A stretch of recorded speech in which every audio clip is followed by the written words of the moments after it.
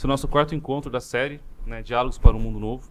Primeiro, é importante a gente compreender o que é este anseio universal em todo. Se é universal, não importa qual seja a raça ou cultura, todos o procuram de alguma forma.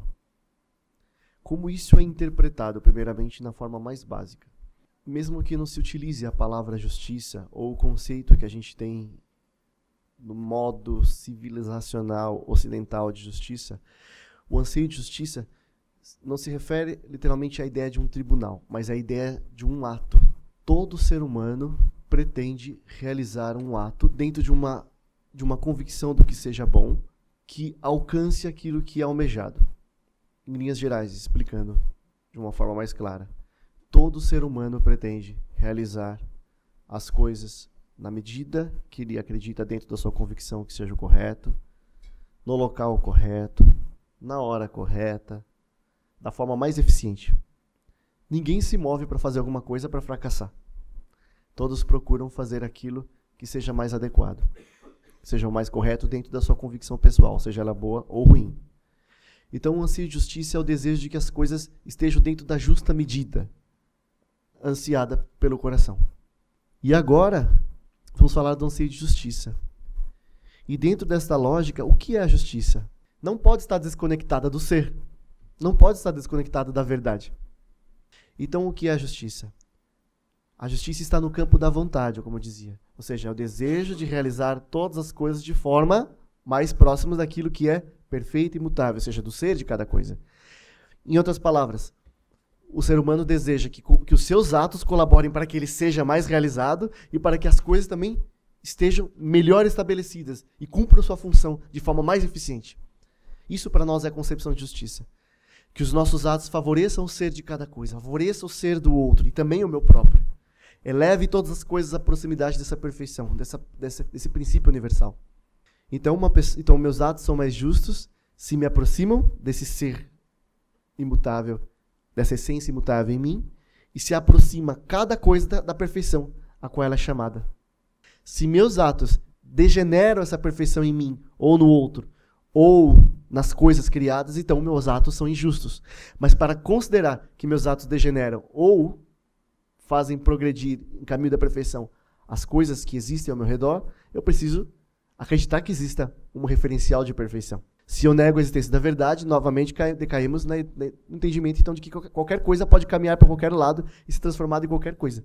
E se existe uma essência universal, se você acredita nesse ponto firme, então aplicar o segundo princípio de que qualquer coisa pode caminhar para qualquer lado de acordo com uma convicção cultural ou uma convenção cultural, você pode estar degenerando algo e destruindo algo, desaproximando daquilo que ela é, destruindo o ser de cada coisa.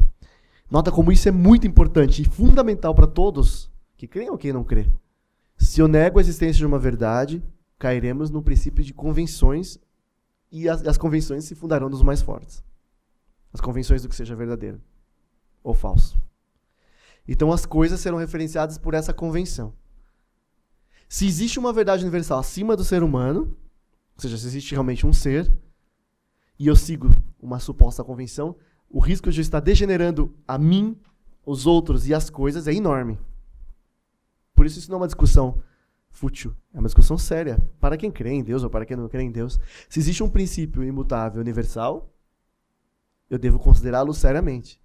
Caso contrário, as convenções realmente vão reinar. E elas podem favorecer ou desfavorecer dentro desse princípio. Então, o que é a justiça dentro da lógica cristã, judaico-cristã? Se, para aqueles que creem, existe aquele que é, ou seja, todas as coisas recebem de uma pessoa, de um Deus, o ser. E se ele manifesta-se dando ser a cada coisa, eu devo permitir que os meus atos sejam conduzidos por essa força, por este impulso de ser, que vem do princípio universal, que é Deus. Então a justiça não pode ser realizada por mim desconectado deste ser, desconectado de Deus, desconectado da manifestação e da glória de Deus. Muito mais do que isso, minha consciência precisa estar vigilante para aprender essa manifestação, Meus afetos interiores devem estar abertos e não viciados para deixarem-se movimentar por essa dinâmica, para que se transborde em ações que gerem um ser de cada coisa, que favoreçam o ser, que cooperem para que as coisas sejam. Compreenda? E dentro dessa lógica, de fato, isso é um dom sobrenatural, ou seja, não provém da natureza, provém da divindade, que se chama-se o dom da ciência. Então nota que isto é a ciência. Então como deve ser compreendido? A consciência de Deus. Só os atos conduzidos pela consciência do ser universal, deste ser imutável, podem gerar, novamente, a elevação, o caminho de perfeição de cada coisa. Gostaria apenas de deixar também claro e esclarecido o versículo que está no cartaz e iluminar. Por que a gente colocou ele e o que ele tem a ver com o anseio de hoje, que estamos tratando. Mas para vós, então nós colocamos Malaquias, capítulo 3, versículo 20, né? Mas para vós que temeis o meu nome, Deus falando, se levantará o sol da justiça, que tem a cura em suas asas. É bem esse conceito. O dom do temor, ele inclina o intelecto para aprender a presença daquele que é, da força do ser real de cada coisa, que ilumina a memória e conduz os atos. Dentro da lógica judaico-cristã, é impossível de alcançar a justiça perfeita sem que ela seja conduzida por aquilo que é, pela força daquele que é.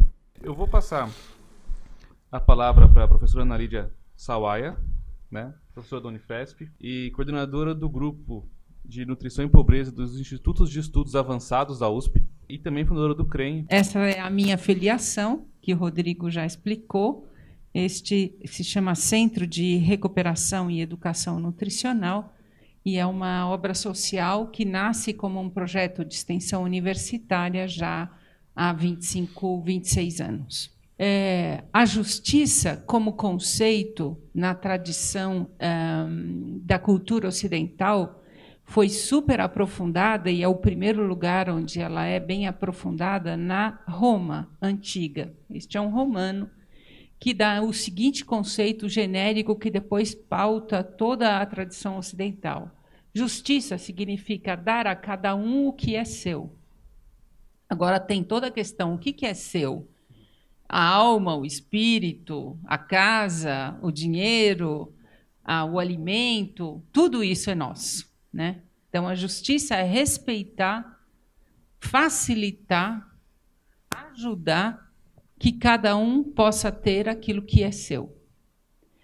É impossível garantir os cuidados na primeira infância sem considerar o ser humano na sua integralidade biopsicossocial e espiritual, porque tudo isto é uma questão de definição do ser humano e, portanto, é uma questão de direito.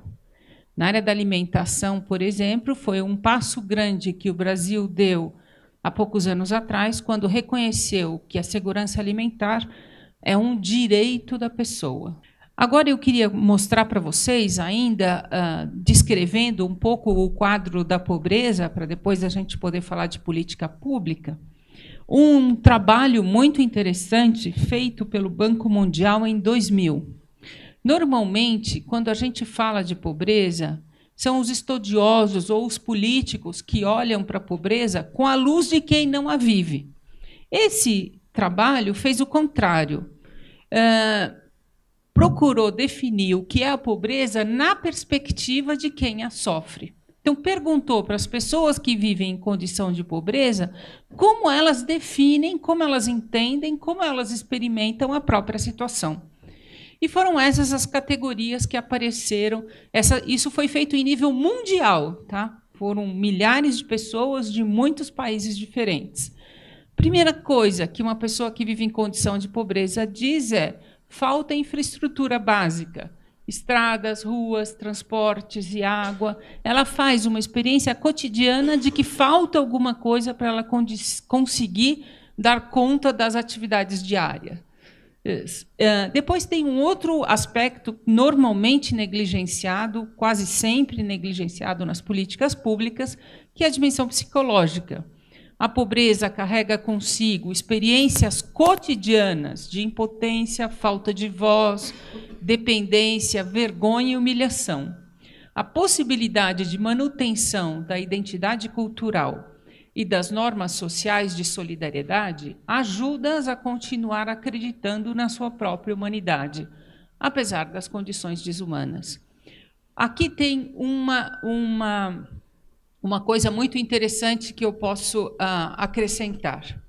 O crescimento do tráfico de drogas no Brasil está também associado, e sobretudo associado, à destruição dessas normas sociais de solidariedade.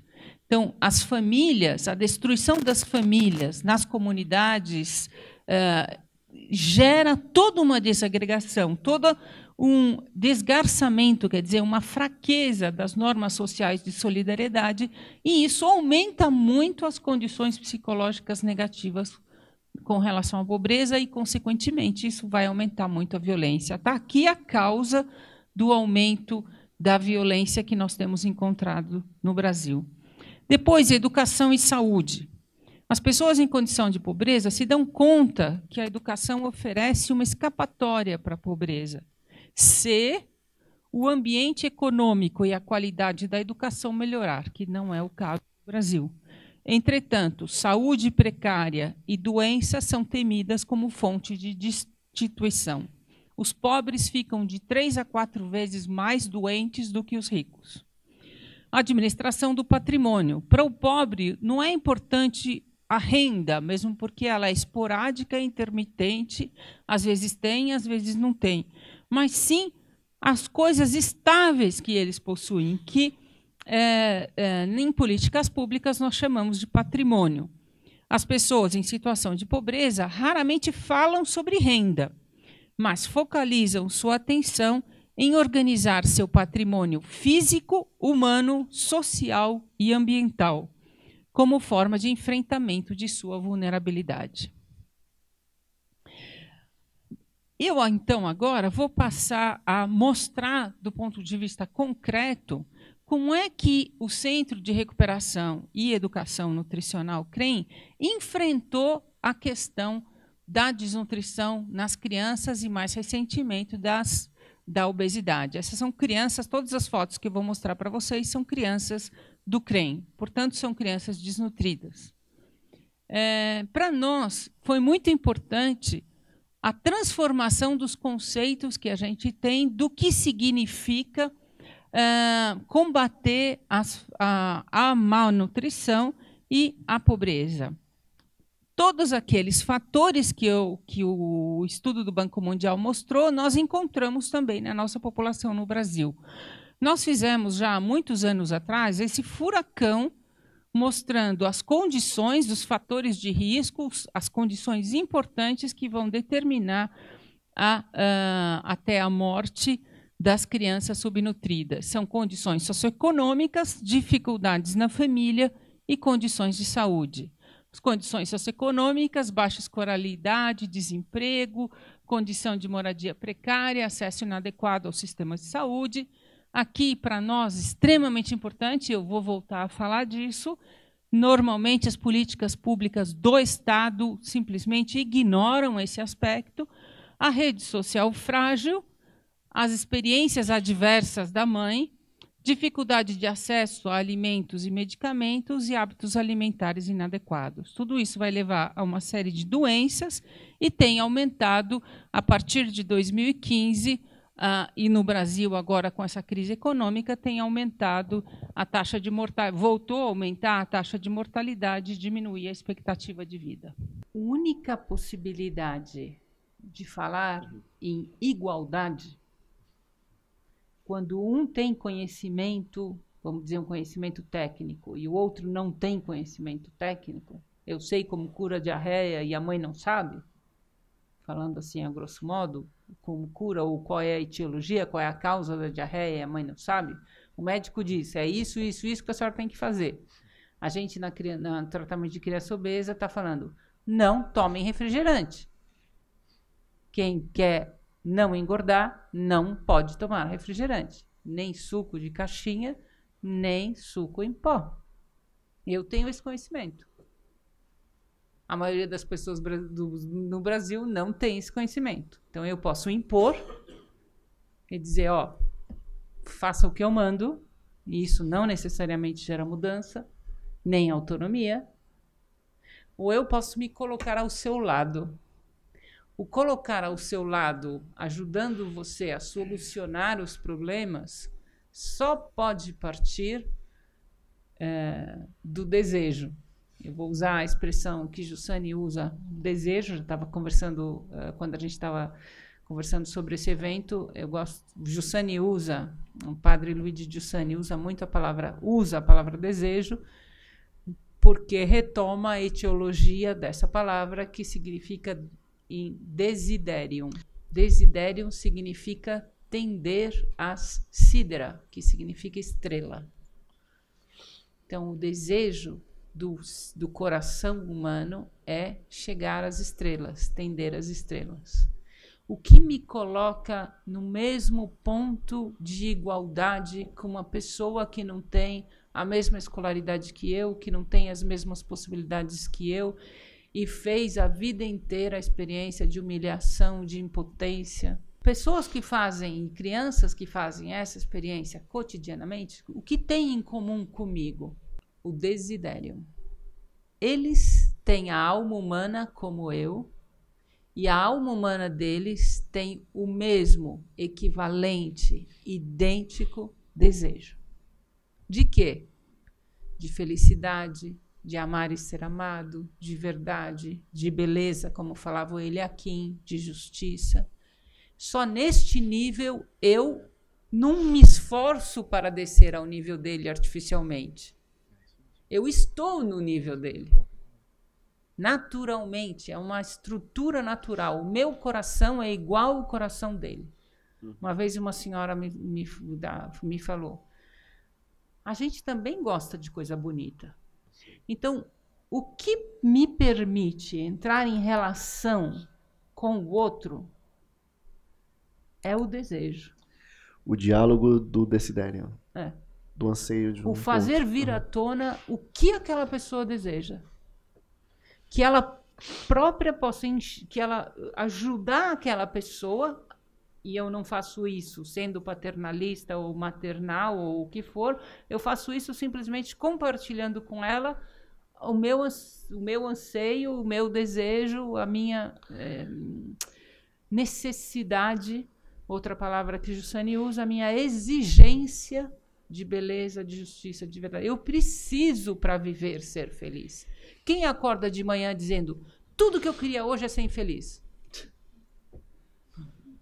Tudo que eu, de fato, desejo é sofrer.